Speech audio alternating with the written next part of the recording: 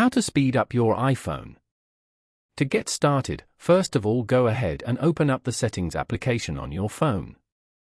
Once you're here, go to General as shown. Then, go to iPhone Storage.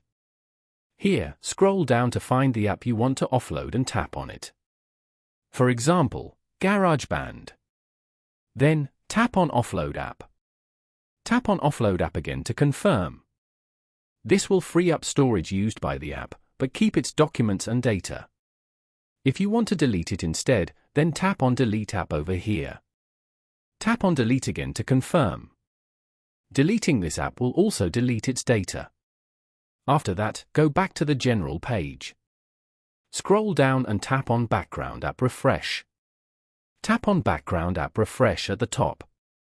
Here, select Off.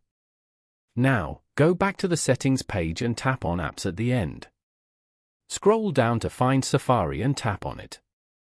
Here, scroll down and tap on Clear History and Website Data. In the Additional Options section, turn on the Close All tab switch as shown. And then, tap on Clear History below. Go back to your home screen and tap on the Assistive Touch button to open the menu. Here, go to Device. Then, tap on More. From here, tap on Restart. Tap on Restart again to confirm.